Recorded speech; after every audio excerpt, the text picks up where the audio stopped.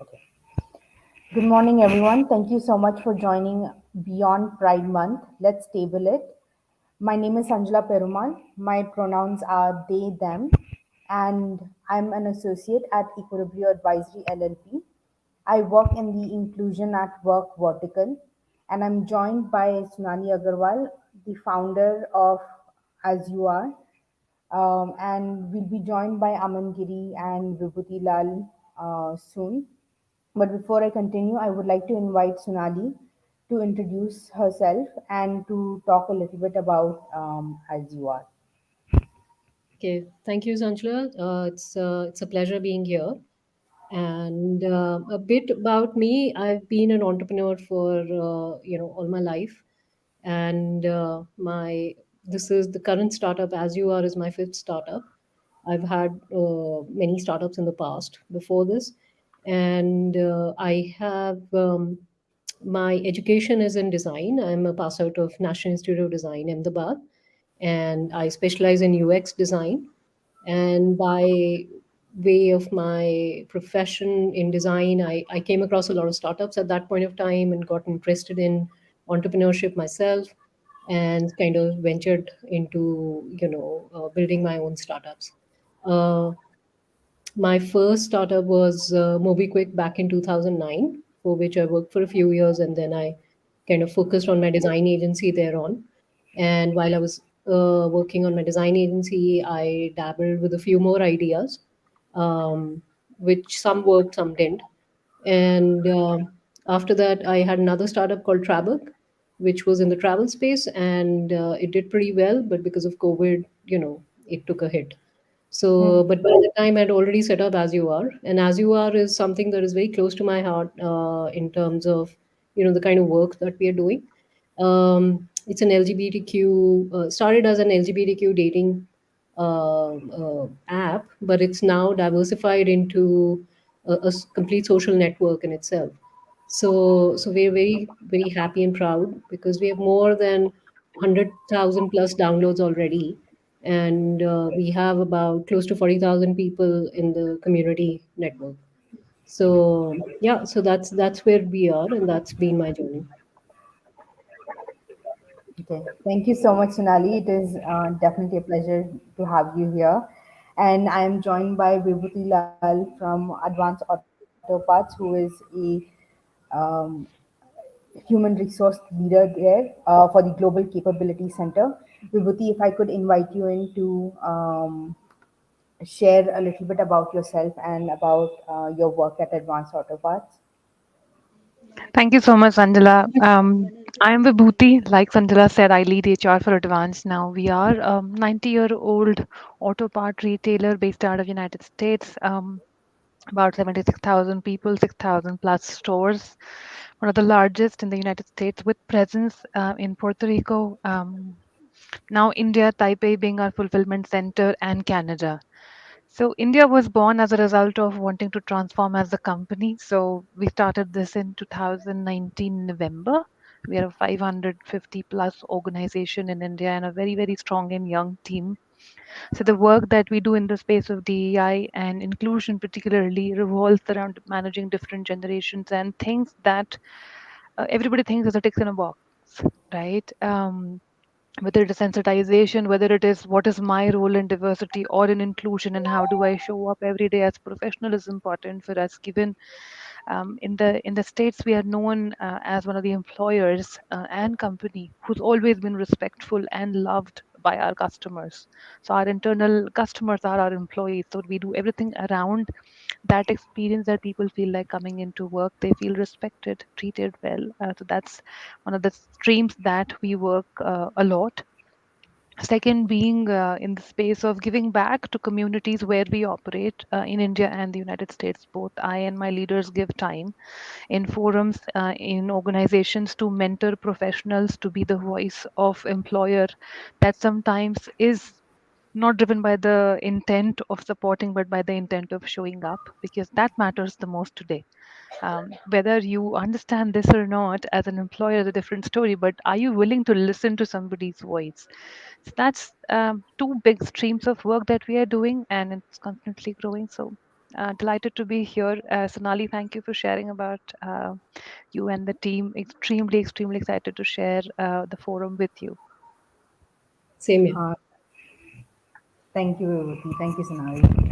And lastly, but definitely not the least, we have Aman Giri from Nazaria, who is head coordinator there. Aman, if I could invite you in to introduce yourself and your work at Nazaria. Thanks so much. Hello everyone. I'm Aman. I'm 24 years old. And I'm also currently pursuing my master's in gender studies from Ambedkar University, Delhi.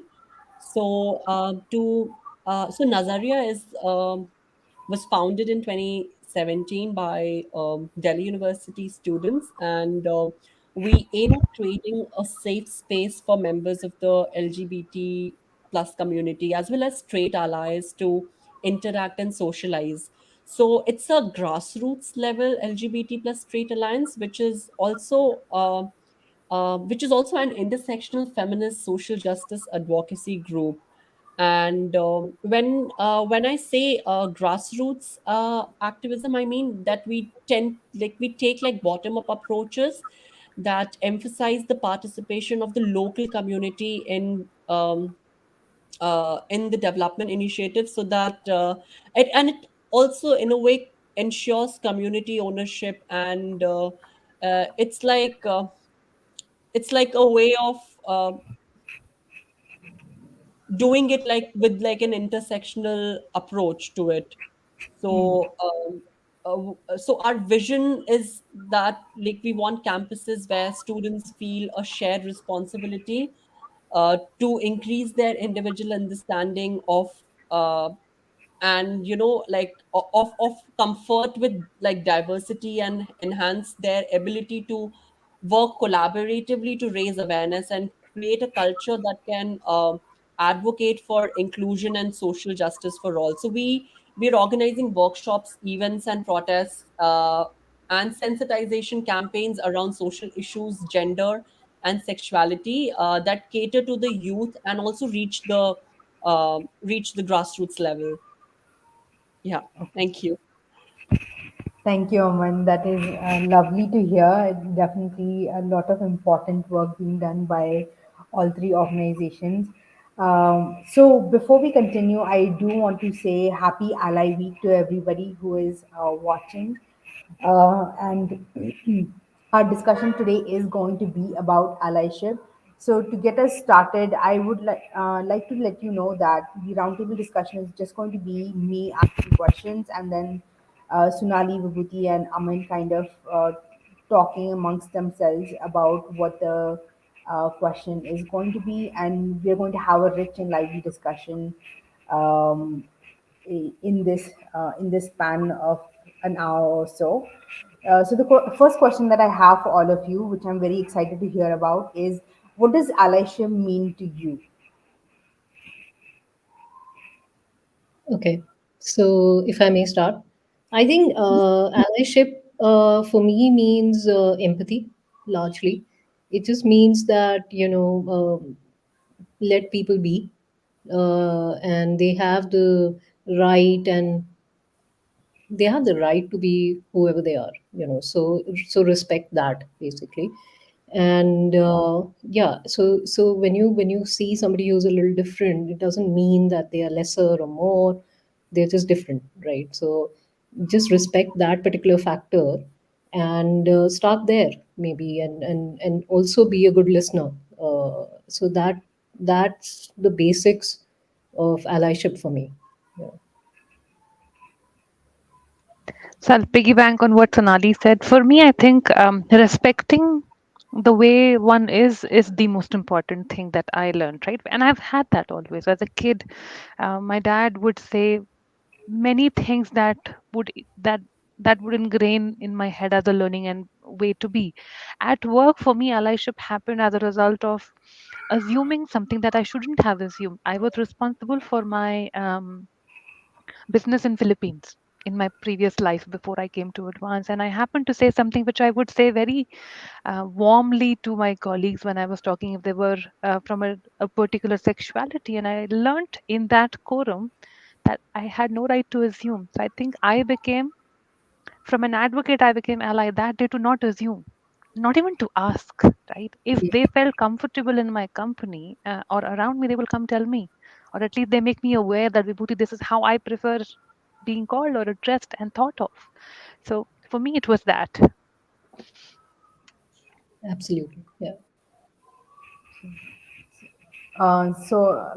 Before I continue to the next kind of sort of section, I wanted to ask Aman, did you have anything to add to it, or do you have thoughts on what allyship means to you?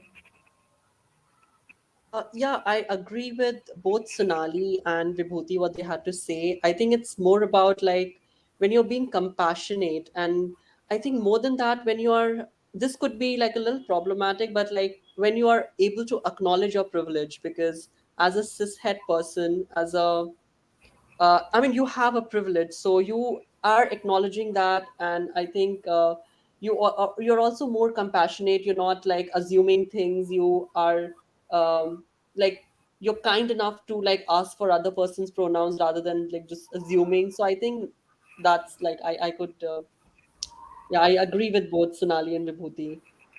Okay. Yeah, Thank one you. of Just to the things one of the things that I did was put my pronouns out just to make other people feel comfortable when they look at my LinkedIn profile, so they know that I'm conscious of the fact that there are pronouns, and I just put it out there, so that it's easier for them to talk to me if they need to, and that helps, I think. And now I'm not assumptuous of anyone's pronouns, actually. So I do go ahead and ask people, how do you want to be addressed, and what should be your pronouns. So yes, that's been a learning for me itself, instead of just going by how they look, assume that they would have a particular pronoun. I now go and ask people, is am I supposed to address you in some other way? I'm assuming this, but can correct me, so yeah, just putting your so there is a lot to learn, there is a lot to understand. There is, so you cannot assume that you know everything and you understand everything, but it's always good to kind of share that with the other person, saying that, sorry, I'm not aware, but can you educate me, and be open to that kind of thing. Yeah, And definitely. like Sonali, I learned to put my pronouns out, I think last year when we started doing something at Advance globally. And there was this hyperlink, right? And it was very beautifully colored to say, what is this? And I had that on my signature for a very long time, unless somebody asked me to pull it down because, it was old probably. Everybody had an idea. So people were intrigued by what it was. So like Sonali said, putting out there invites you to be comfortable in a conversation that I understand, and I would appreciate if you tell me how would you like to be addressed or things like that. So others picked up as well in India, because in India, in the teams that I have in India, not everybody understands and appreciates or comes from the place of awareness also. We Hmm. know techies, right? There are many jokes about techies. Techies don't even open their email sometimes to realize there is an email waiting that they had asked for. So forget about pronounces and whatever else, right? The generation is very different. I have 3 generations at work. So I think that helped too for some time to get people to click that and see what it meant, and then you would see the change happening around, and that's the way you influence the allyship mindset. Hmm. From advocacy to allyship, that transition also happens eventually. Thank you, Vibhuti. It's definitely one of those roles that allies have to take, right? Of leaders in allyship. So it's nice to know that when we take a step forward, people kind of like follow an ally in performing or in experiencing allyship or in doing allyship. So I wanted to get a little bit personal with the allyship. I wanted to know, what did your allyship journey look like? How did you get introduced to the concept of allyship? And maybe even like some of the successes or challenges you have had as allies, and how you've kind of like gotten into the allyship space. Okay. So for me, it started when I started thinking about the app.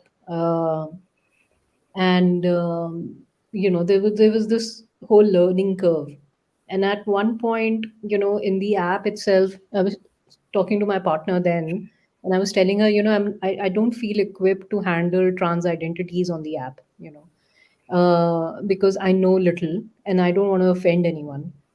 And so we realized, okay, let's get sensitized on that, because the trans identity spectrum in itself is quite wide, and so we didn't want to assume anything. And the other way we learned was through people giving us feedback. Like we were, and that was very heartwarming, because people came back with a lot of feedback when we launched the app, and they said, hey, we're rooting for you. Yes, we need an Indian app in this domain.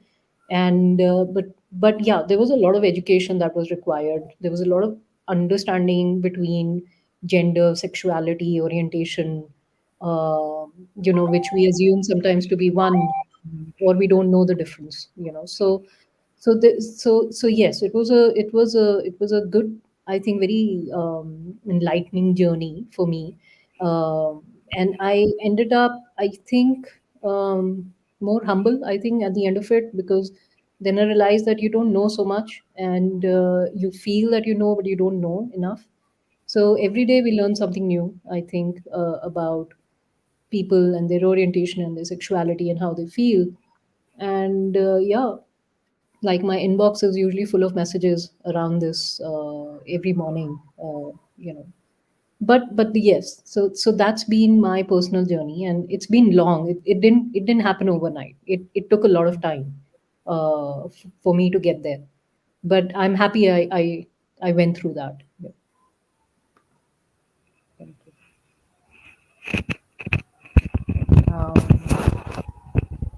I do want to thank you, Sunali. I do appreciate that the journey that you've taken kind of like started with the app, and then it kind of, I think, transfers into other parts of our lives as well.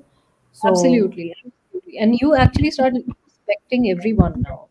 I yeah, I, I mean, yeah, you start empathizing with everyone. It's not just about LGBTQ identities. You start empathizing with everyone. You feel that, okay, let me just get their point of view first, and then start talking. It's like that. Yeah. absolutely. Um, would Vibhuti or Aman like to share their journey as well?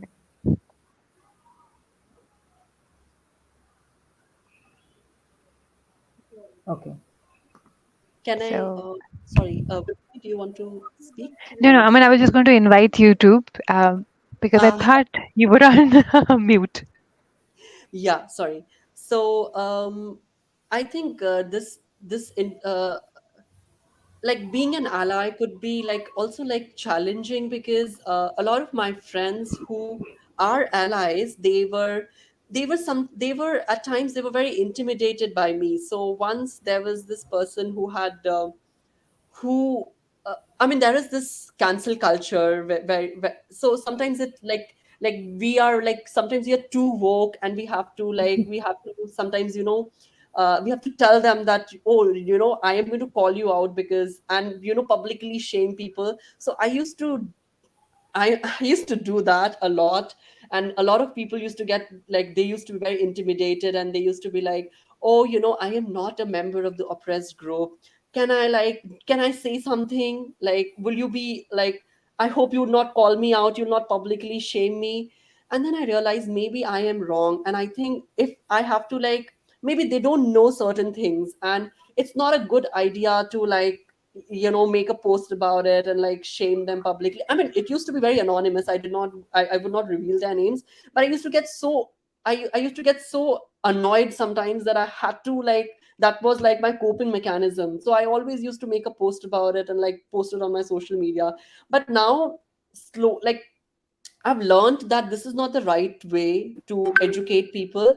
I think you have to confront them, you have to tell them, you have to educate them that, listen, this is like, this is problematic, and you should refrain from using such terms, and things like, oh, so sometimes there were times when I was told that, oh, why do you, why your pronouns are he him, why do you not, like, we can call you, like, we can refer you as to other pronouns also, because you're so pretty, you're so beautiful. And then I used to tell them, no, I am not comfortable. So now I tell them, no, I am not comfortable. So you have to respect that. So I think there's also like being an ally, there's also like this fear around it, that, oh, so also because people have this, they feel that because they are not minority, then they don't belong to the oppressed group, so can they like really speak up, can they talk about, because there's also this thing about appropriation. This one time I was also told that, I told somebody that, you're trying to appropriate our experiences, these are not your experiences, these are my experiences, so you better not appropriate them. So there is also this fear, but I think they should, I mean, if I'm still, I'm still in like a confused state, but I think uh, these are some of the factors maybe which like, these are like the barriers which hinder them to like become like successful allies. So I think we should not be like too harsh on them, like we should be very polite and like try to like educate them and not call them out all the time, like give them the benefit of doubt. I hope I'm making sense. You are. Cancel. Absolutely. And I'm going to borrow that part of calling out, Aman. I wouldn't do that necessarily, but it will just very come naturally to me because I felt so strongly about being compassionate to Sonali's point, first point, right? It's not about oppressed groups alone. It's about everybody's experiences of life are different. They have a longer, shorter, medium term learning curve to learn about things and relatability. Like you said, not everybody can relate. That I was on a call with 13 people and I called out something, not realizing that I was just being very assumptuous about something. So I think I have learned as an ally and as I talk to people is that I might strongly believe, I might have a point of view, I might have an understanding, but you might not, and that's okay. Till the time I know the intent is there to understand, I think that's okay. Somebody can take longer as well. One second, to your point, it can be very uncomfortable. So I was married before. My husband passed 7 years ago, and I am in a very happy relationship. And my partner cannot relate to this space. And we were talking. This is absolutely real. Okay, 2.5 months ago, I was celebrating my birthday, and we were speaking about something about me talking in forums and how I feel strongly about it. He's like, none of this is true and something like that. I said, you don't know, that's okay. I think we should end the conversation at a place where it is respectful. So I think saying those things when somebody says, oh, I don't believe or I understand is both dangerous territories. I think enough has happened with a person for them to learn or not learn both. And that's okay. Not everybody is going to be in the same journey. I think we don't repel people by saying, no, no, this is how it has to be. I think that has been my experience with allyship and people who want to be one but can't be one for whatever reasons. So, Thank you, Vibhuti. That actually brings me to this next question that I've been pondering on, because I feel like everybody can be allies, but then somebody kind of asked me this question, and I didn't have sort of an answer for them, or at least a concrete one which they would have satisfied them. So I kind of wanted to throw this out there. How can somebody, like, let's say a cishet person with very little agency because of social positionalities, be an ally to the LGBTQ community, or like anyone in general? Is there a way to navigate the situation, because social positionality is a very important aspect of our lives, right? Yeah, I mean, see, the need to be an ally comes from somewhere. First of all, either you are curious, or you have a friend, or you have a relative, or something happens. So something, or you've seen some content online and you want to understand it more. But I think it there is always a trigger, like, like, what is this, like, what is the difference, and all of those things. So one needs to understand what that trigger is, and then, like I said, allyship is relatively simpler than explained, or let's say, understood. And it's just empathy and a very non-judgmental attitude, right? And understanding differences are good. It's okay to be different, it's okay to be whoever you are, and having that basic respect. And if you see, most people do not have that. So it's not just about LGBTQ, it's about, they may not respect women, they may not have respect for, somebody with a disability. It's everywhere. It applies to everything. So once you're an empathetic person, you're open to listening, you're open to understanding, you become an ally automatically. So you become this person who does not judge, who is fine, who is up for a conversation, who's up for a discussion, who's up for understanding things that they don't understand, like who's ready to learn and to be educated. I think that's where allyship starts. I think that is a very essential point to be made. And I understand that like it definitely comes from like hearing and understanding folks, and I think that that's a part of allyship that is that may be accessible for a lot of folks as well. So may I also invite you into maybe dabbling with this with me about like how do we determine kind of who to be an ally for, because there are just like so many uh, different oppressions and systemic or institutionalized marginalization that happens to various communities, but then there are also like times when we may not actually know like where the oppression is stemming from. So how do we determine who to be an ally for, and how do we navigate that particular point in our lives? And I would like to invite anyone to share. Difficult one to answer, frankly. I vote for all. Then I was asked to choose in June. So I am based in Hyderabad, and I support NHRD. Not support. I do everything in my time to support NHRD's arm of LGBTQ plus. And they said choose one. I said no, I cannot. You are compassionate, you are passionate about everything, then, right? If you ask me to choose, it'll be very difficult. So I think it comes from the place of what is the right thing to do. And it is relative and subjective both. But the right thing to do is you don't hurt anybody, you don't disrespect anybody. Hmm. And if for me, the personal experience I've had in my last role was a very fond business leader, from a segment, right? So I feel I want to support that because I've had that happen very close to my heart, to someone I cared very deeply, professionally and personally for. So I think that's one way of looking at it, and that's how I have seen it work for me. Um, and I have had people who've been supportive of all or more than one as well.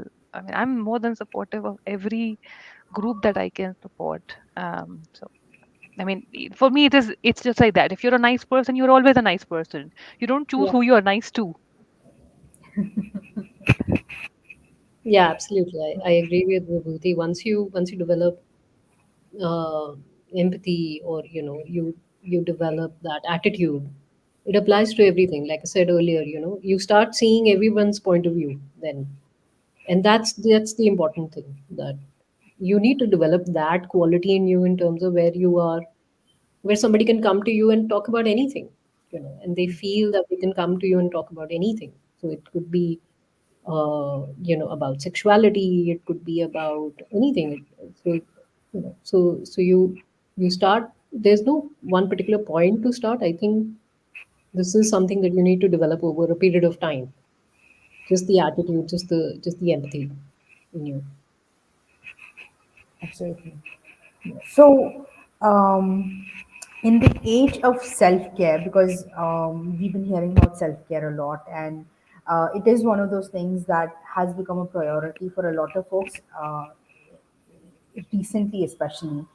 I know that you're saying that once you become an empathetic person, it kind of translates to a lot of different areas in your life, and it kind of also transfers to a lot of different issues that we might come across. But how do we keep ourselves invested even after the bandwagon has left? And where does self care kind of come in for allies, and what does that look like? Well, to be honest, I haven't thought very seriously about it. It's your own threshold in terms of what can you take and what you can't take. So for example, happy to be part of discussions, but sometimes when somebody is offloading their journey on me, and especially in the trans, and I've heard a lot of trans stories now, and you know it always leaves me very sad, because I understand their situation. So whenever somebody's talking about their journey, I do listen to them, but when they ask for help, I always think about it twice, because I just need to understand whether I am capable enough to help them on a personal level, or an emotional level. And more than often, I try to understand whether I'm capable enough to help them on a personal level.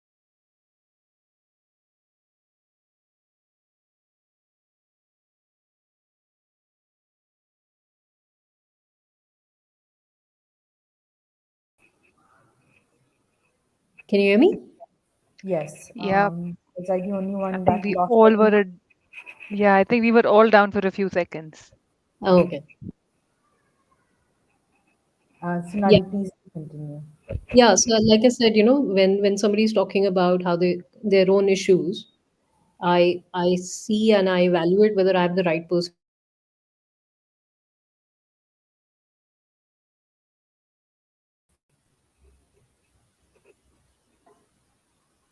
Oh, we're having a little bit of a technical difficulty. Sorry, folks. no Uh, worries. Happens. okay. I think we are stable now. Okay. So yeah, I think I said what I wanted to. Okay. Um, Please continue, Vibhuti or Aman. For me, I think this is something I read um, some time ago, and it applies to me. I think a lot. Um, a lot of times we are not sensitive to, like Sonali said, the offloading part of it, right? You can empathize, but can you help in that moment is a big question to sometimes answer. And while I was driving today to work, I was like, I want to tell people ahead of time, I'm sorry if I'm not being myself, because I'm personally not in that place. So I think telling people that, I can listen, but allow me time to come back and do anything that you probably need at this point from me. Saying that takes a lot, given the person is coming to you with hope. There is no bigger loss in my mind than of the loss of hope. So I think communicating has helped in my opinion, and I have been mindful of uh, the offloading bit myself. I can't offload every time on everybody, right? Whether it is my partner or whether it is my best friend. I'm like, do you have the mindset right now to listen to me? If not, I don't want to get on that train. So I think that one hygiene check I would call works for me. And I do feel it works for most people if we look at things that way. And my therapist, who I stopped going finally to a few months ago, says, "You don't need me. You need to talk, just call. I understand, right? Sometimes you just want to talk. So I think you also need people in life who will stand up and say, you are good right now. If you need, I'm here for you. I think that's what we got to offer, being an ally, that you are doing good. I think this is another thing we do less of. Empower each other, instill that faith in them about themselves, that you are good, you have done more than this, and it'll come back. If it is going somewhere, it is traveling somewhere, it'll come back to you. So I think that's another element that I feel we should do more of.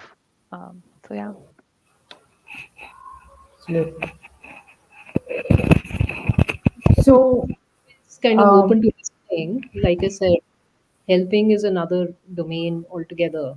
So you can always offer time in terms of listening. But then I think we should know where to stop and who can help them the best way possible, because the issues vary a lot. Some issues are basically, okay, I just want to talk to someone, and then some issues are very extreme, right? Or I'm not feeling good about my life at all. So you need to see where to pause that, and how much can you take, because you gotta live with it that you hurt someone and you weren't able to help them. absolutely. I think it is a very interesting take on like how we are equipped, how we need to be equipped to show allyship to somebody else. And I think that that is a very important question to ask. And Vibhuti, like you said, I think having that hygiene check of like, hey, are you um, open to listening to me? Are you looking for solutions, or are you having that emotional capacity? I think that hygiene check is very important and such a great point to be brought up. So in that vein, what I would like to ask you is, do you have any other tips uh, for allies that are just starting out on their journey, that are just realizing that there is just so much social injustice that is happening around the globe, and they are passionate and they're ready to go, but they kind of might be floundering a little bit on where to get started, or some tips on how to be a great ally?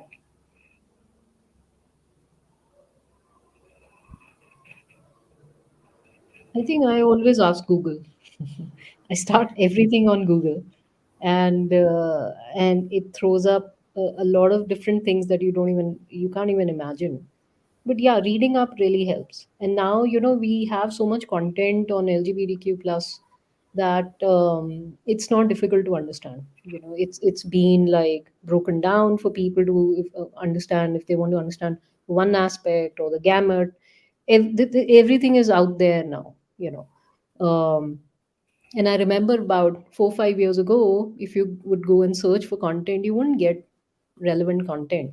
You would get content around, generated from the West, which may not be relatable, or which is not like true to India. But now you're getting so much content which is relevant, which is more localized, and that's a good place to start. That's a Hmm. good place to just address that initial curiosity.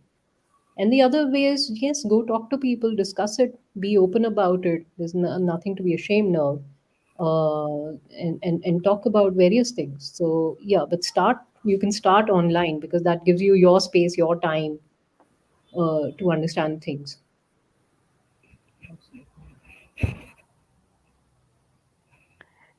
So for me, I think one of the things that I always have said, and I will say because it applies to me, as a kid also, I did not care a lot, and I still don't care. If I believe in something, I believe in something. I think that goes to the point of judgment, the fear of judgment, or what do you call, the boycott from your family, your society, or your friends. I think it's about what you believe in. If you believe in it, um, and you happen to be at the receiving end of any kind of hatred or lashing, it's not worth it. Then it is worth reflecting. What do you want to fight for? You want to fight for what you believe in, or what you want to fight for something that somebody doesn't believe in you for? I think that's Hmm. the war. Everything somebody when they're starting, they deal with. I don't think anybody prepares you for any of those things in life in general. It's not just about being an ally. I think if somebody has believed in a cause, you believe in it, you believe in it, you do it no matter what happens. I think the same thing you pass on when you talk to people as an ally, right? Not everybody will understand. Not everybody understanding is a farther step in my mind.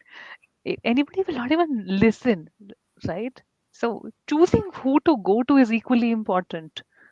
you might Hmm. you might put your trust in the person, and you might talk, but the person does not have literacy about it. What could you do? The person is not at fault unless there's a problem of intent, right? There's a different conversation altogether. But I think pointing people at the right direction and keeping yourself in that direction is equally important for me. And many times, like I was making reference of a conversation with my spouse, I'm like, it's okay, you're not in that journey, no problem. All I care is I will do, and you respect. Or if you can't, let's not talk about it. And I think those boundaries in my life have worked for me, personally, right? It hasn't been easy. It hasn't been easy. People don't like you when you set boundaries. Oh, you are this person who doesn't like to talk about this, or you don't eat this kind of food, or you don't do coffee, or you don't do alcohol. It's the same thing.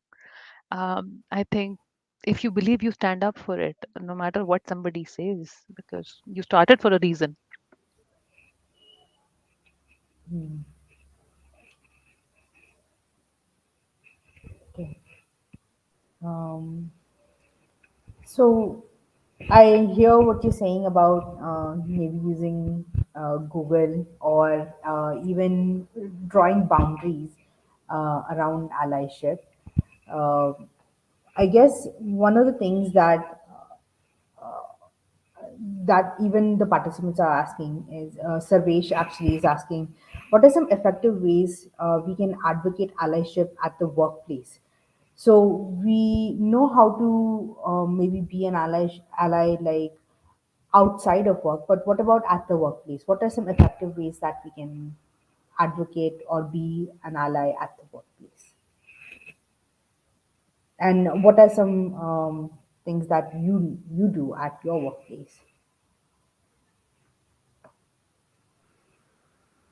So I think for us, we are all working remotely, so there's no day-to-day physical interaction. But whenever we talk, yes, respect is important. Absolute respect is important. Allowing people to put their point forward is absolutely important. In the physical space, I think demonstration of respect is important. So, for example, now, I don't take a lot of jokes well. Earlier I used to, but now I don't. So I snub people. They take it, they're not happy about it, but I do snub people. Like there's a joke on a woman, I would snub people. What do you Um, say? I said I don't appreciate that. I don't think that's good in taste. So avoid those kind of things at least in front of me. You can talk about it with other people. So at least I feel that you have to. It doesn't matter if you're not included in the next joke. It is fine. But it is important to demonstrate that you will not tolerate nonsense of this sort, right? So I've stopped doing that. I've stopped laughing at stupid things. And sometimes they say, oh, it's just a joke, but it obviously is coming from somewhere, right? The jokes come from somewhere, so it's nothing is just a joke, so feel offended on behalf of people. I think that really shows that you are with them, you know so that's something that I do. I don't know whether it gets noticed or not, but I'm not doing it for other people. Because I can now understand things, I do that. So it's for me, it's that basically. And it's the same thing I was saying, right? I mean, I don't appreciate things, and I would say I wouldn't. It's okay. And the closest relation is, your partner or your parents or your Yeah, kids. yeah, And if I can say that there, that shows, what matters to me the most. And very Yeah. classic example, right? I mean, it was very new when we started dating. I'm a cat mom, and Oscar is 1.5 years old, and my life sort of revolves around him in all totality. And I was in Delhi recovering after a surgery, so I'm an organ donor. Um, and he's like, what would happen, if you're at work or something like that, we were to travel, we could find a loving home.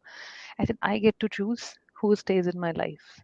And I was very curt because I think I want the decisions of my life to be driven by me and what I believe in. And I think that is the same thing, smoking, drinking, food, and what I believe, or what jokes I like or don't like, or what references I like or not. As a person, I think it goes to the fact what I want in my life and what I don't when it comes at the cost.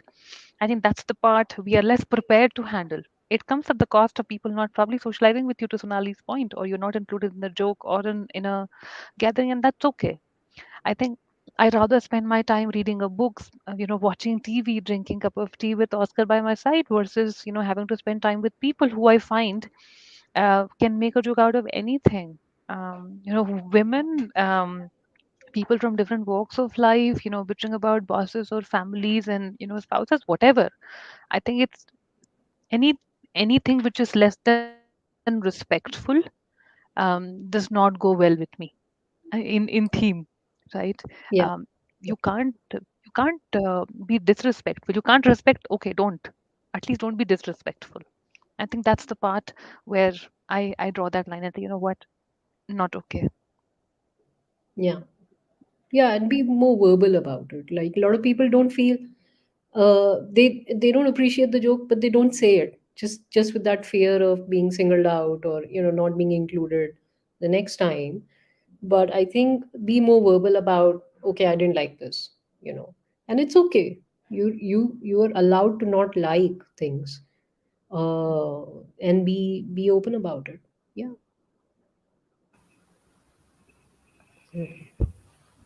Um, I just want to do a quick check-in. I mean, you've been quite quiet over there.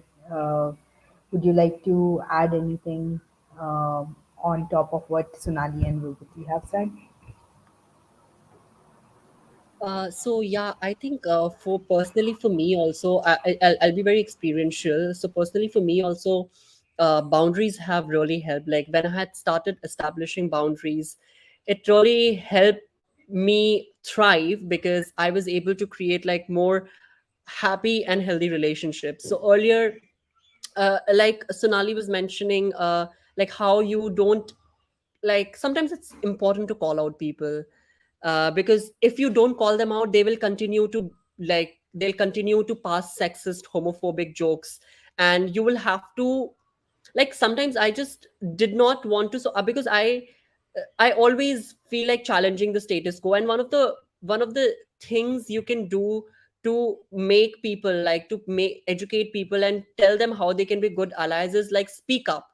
You have to speak up about the marginalized community. You have to do research. It's not like sometimes when they pass these jokes, it's like not my, like I have to educate them, but they also need to do their research. Like they can't just so they have to be, so even in like queer relationships, how like effeminate, so there is a lot of joke around effeminate gay, like the flamboyant. So how the popular culture also in a way, they are showing those funny aspects of being like a gay man, which is very very, very derogatory and very offensive. When I see those things on television, I get offended. Like there are these comedians, I don't want to name them, but there are comedians who are also making fun of the queer people, and they are showing only the funny aspects. So there are some of the experiences, I would say, which are getting erased. So so that is one thing. So one of the ways you can be, well, you can be supportive allies is you have to speak up. Like if even if you're an ally, and if your friend is like, I know this friend of mine who came to me and who told me that there was a friend who is very uncomfortable around queer people, and who was like making fun of her because she has queer friends, and she did not say anything. So I just, She didn't say anything because she didn't want to lose him. So I mean, you should not, I mean, you should definitely, in that situation, you should definitely tell them that they are wrong and not take their joke. And you have to also, setting boundaries at that time is important, otherwise they'll just walk all over you. If you don't set boundaries, they'll just walk all over you. So I think it's very important to, it's very important to take care of yourself, as you, Sanjil, as you mentioned that, self care is important. I think boundaries, setting boundaries is like one of the ways you can take care of yourself. And this is like very this is very like this is very this I have felt like when I had set those boundaries with people, I have got, I like, people have started respecting, like they now expect what I would take and what I would not take. I mean, they don't have to be politically correct all the time, but they know that I would not encourage certain type of jokes and behaviors. Yeah. Very powerful. Being able to stand up to folks, as Sunali, Vibhuti, and Aman have said, especially drawing boundaries with insensitive jokes that do kind of rub people off the wrong way, because they are at the punchline is marginalized groups. So we've looked at like different tips for allies who are individual contributors. What about organizations, and what can big corporations do? Because obviously, like corporations um, can't do the same thing that maybe an individual person does, but they do have a lot of power. So, what can organizations and corporations do to be allies and to show allyship and be stand in solidarity with marginalized folks? Can I go? Can I answer this quickly? Yes, please. I think many, like, there is this term very popular, rainbow washing. Like they are, so during the Pride Month, there are these corporations and organizations who are selling the, like, it's like selling the rainbow flags. I don't know how diverse and how, like, how much they embrace diversity and inclusion, but here I think their main aim is to earn profit. Like it's very profit driven. So instead of doing that, if they could amplify queer voices, if they could amplify marginalized voices, and if they could support, if they could like uplift the marginalized community by supporting the crowdfunding campaigns. So like sponsor, if they can sponsor a queer person, and if they can support queer organizations, like fund them, I think that'll be very very helpful. Instead of like just like do, when it's the Pride Month, it's so like everything is like very rainbow, and then after 1 month, after June is over, like things are back to square one. So I think you have to like fund these organizations, fund queer organizations, and uplift the marginalized community.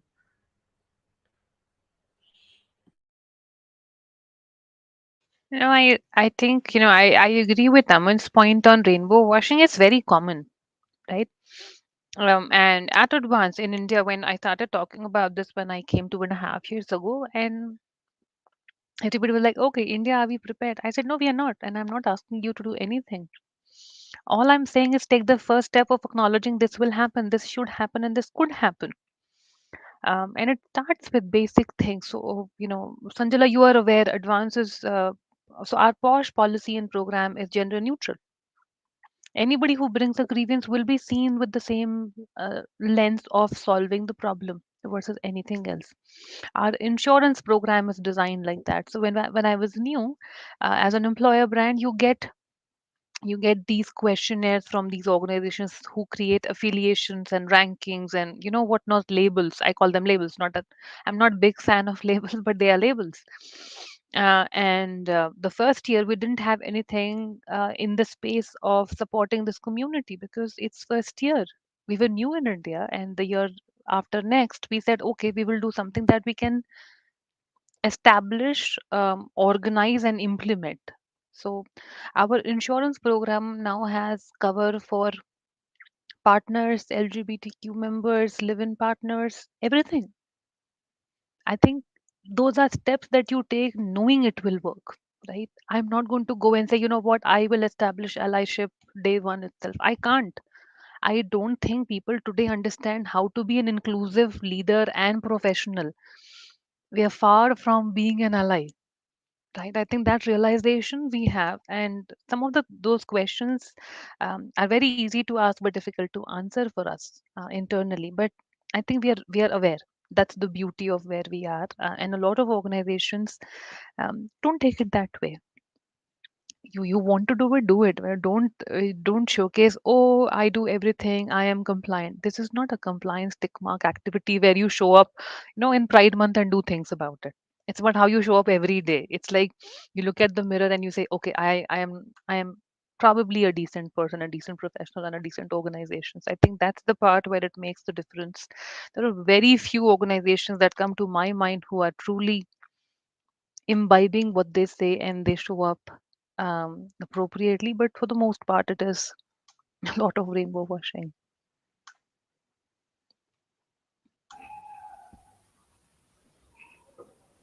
Yeah, I think it comes down to sensitization again within the organization. You know, there was this one email somebody wrote us saying that I am facing discrimination at work. What should I do? So the fact that he's writing to an external person says that there's absolutely no policy or within the organization, or they're not aware of a policy within the organization, or they don't even know where to go within the organization to address that, right? So at least the basics need to be in place where the company says, okay, like what Vibhuti said, general neutral uh, help desk of some sort, where people can just go and talk about uh, if they are facing discrimination or they face being harassed by someone. um, I think those are real steps rather than rainbow washing, like Aman said.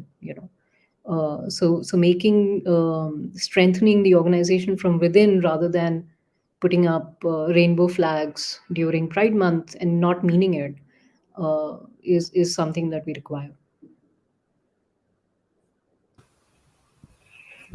That is really wonderful to hear, and it's I think one of the places where we can be empowered to make such decisions, especially for organizations and corporations that are maybe like listening in, because we all start at some point, and like Vibhuti said, showing up every day, I think, is a very key component to being an ally as well, and possibly combating rainbow washing by consistently doing or even acknowledging the community is definitely a great first step.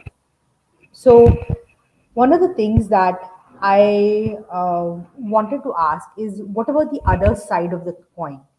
um, what is made possible for the LGBTQ community or the queer and trans and intersex community when allies step up? And I guess what I'm asking is, if you can maybe tap into the imagination of it all, what is made possible um for the queer, trans, or intersex community when allies do step up? What is like the motivation behind it? Well, everything seems possible then, no? So you have peace of mind first of all, because now you're not being discriminated against, right? That's what allyship should be. You're not being looked. You're not. People aren't staring at you. They're not laughing at you. You know. So all of that gets normalized. Like it's about normalizing everything. Like even how you dress, it's your choice. Like normalizing the fact that you have a choice is something that we want, for the community. So when allies step up, that seems like a possibility, right, Hmm. where everyone can be themselves. um, and at work, at school, at wherever you go, you just yourself, and that's fine. That's what allyship basically leads to.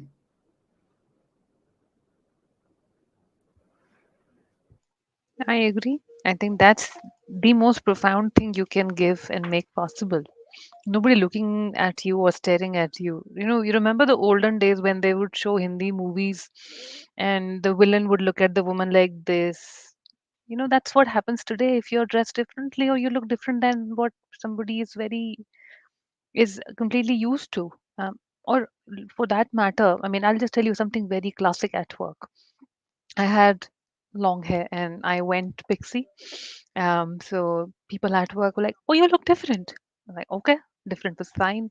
And I would wear Indian, I would wear all types of clothing. And one person, look at the. I feel sorry for people sometimes. Oh, you keep looking different, or you keep changing your look or some such thing. I said, different clothes will make me look different, right? So imagine what happens otherwise, right? People are not comfortable seeing a woman.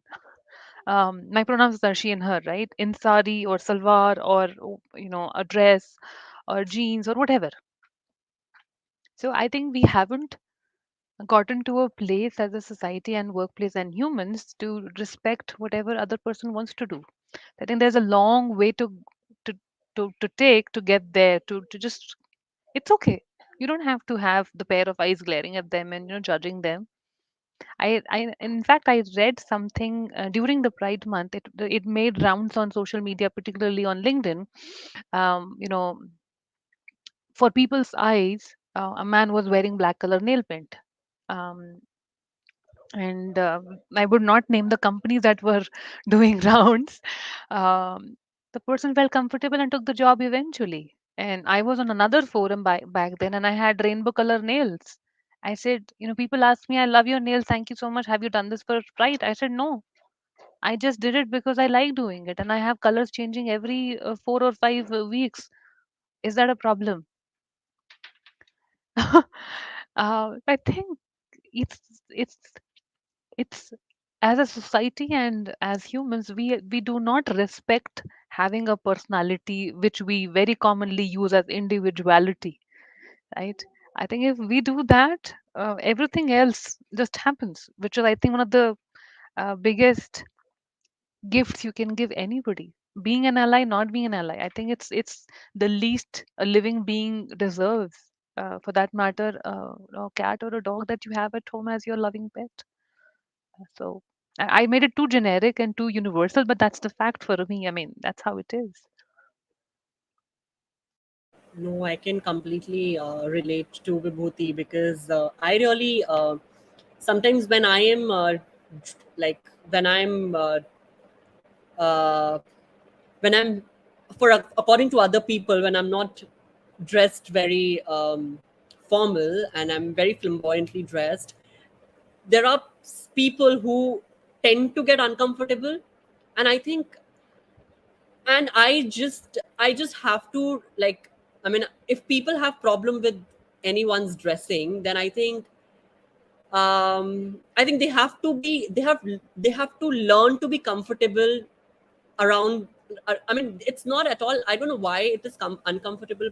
I mean, they may have their own biases, and they may have their own, like, stereotypes or prejudices, but I don't know, I just feel it's ridiculous. I mean, uh, if I am comfortable in my own skin, if I like what I'm wearing, then, like, how is it even harming you?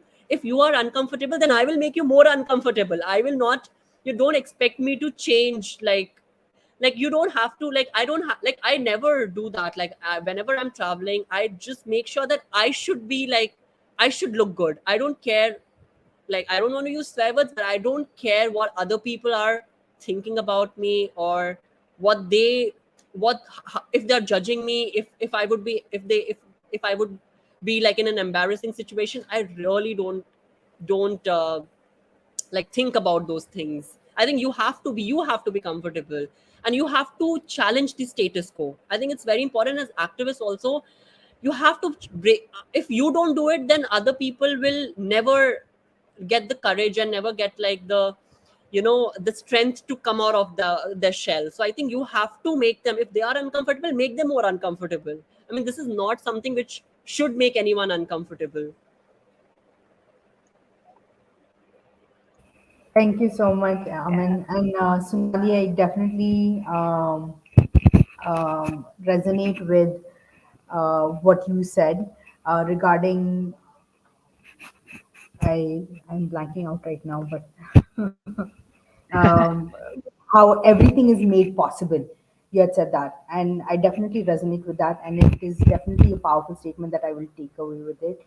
I am cognizant of time, so I just wanted to say thank you so much for being here, for participating in this roundtable talk. It's first it's one of the first that we've had at Equilibrium Advisory, and like the title says, it's beyond Pride Month. Let's table it.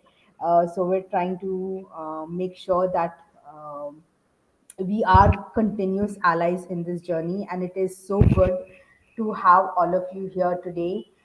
Thank you so much for just um, gifting us with your presence, and You're I most welcome. appreciate. You're most Thank you so welcome. much. Such Yeah, a thank pleasure. you for having us. Yeah, Yes. Vibhuti and Aman.